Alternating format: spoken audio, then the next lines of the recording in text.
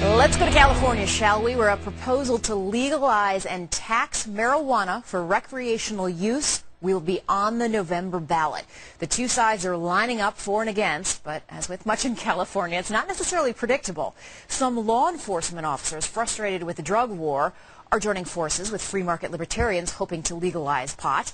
The well-known liberal, though, Jerry Brown, who is the Attorney General of the state of California, is against it. Let's get both sides. Ethan Nadelman runs the Drug Policy Alliance. He is for legalizing pot. Frank Schubert is here. He's a political strategist. He's against it. Ethan, I want to start with you. I mentioned those surprising allies, some in law enforcement. Also, a guy named George Zimmer, who our viewers may recognize from commercials because he started the Men's Warehouse. I think we have his picture to put up, although he's said to have been a longtime supporter of liberalizing the drug laws. What are your reasons for it, for promoting this? Well, and we should just say, first of all, Jane, it's not just a few cops and libertarians. It's roughly 50% of the California public thinks it's time to make marijuana legal, to tax and regulate it. And it's basically this. It's not a pro-marijuana vote. It's basically a recognition that marijuana prohibition has failed. I mean, it's massively available. It's empowering and enriching the Mexican cartels. 80,000 people or so are being arrested each year. The profits are being made by the criminals. Police are diverting resources to foolish marijuana offenses. And instead, you could be taxing and regulating and controlling this stuff, putting the money into the hands of government and saving taxpayers the money. This is a responsible approach. What we're doing now is clearly not. Frank, if any state needs more tax dollars, it certainly is California. Is there a point there?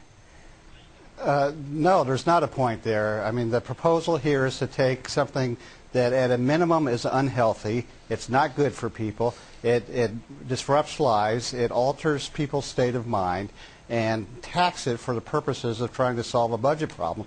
It won't solve the budget problem, and it sends a terrible message. We should not be putting a stamp of approval on something most people recognize is a very destructive and unhealthy thing to do. We are working in California schools today to make them healthier, to get soda drinks out, to get Twinkies out, and now we're going to come right behind that and say, hey kids, go ahead and smoke pot when you grow up, and it'll help the state. It's preposterous. Yeah. You know, Ethan, some say the way the law is written, or the way this act is written, which is called the Tax Cannabis Act, it is preposterous because it's so loose that you could actually grow pot in public parks. I mean, Jane, the basic flaw in Frank's argument, though, is that marijuana is already widely available. Every survey for the last 30 years, 80% of high school seniors say marijuana is easy to obtain. 3 national surveys, high school kids are saying it's easier to buy marijuana today than it is to buy alcohol. Yeah, and people say this law would make it much easier because you'd be having it down the street. I mean, if anything, why is it easier to buy marijuana than alcohol today? It's because when the drug is prohibited for adults, you have a dynamic black market for kids. So I think the last group you need to worry about with this stuff is young people. If anything, marijuana market right now is more dynamic under the current system than ever before. We're not making a new drug available. All we're doing is deciding to tax and regulate it. The law is clear. It says not for under 21. Frank, I'm almost out of time, so I'm going to give you the last word. You're a political strategist. The chances of this winning? Yeah, I don't think the 50-50. chances are good. Yeah. I don't think the chances are good.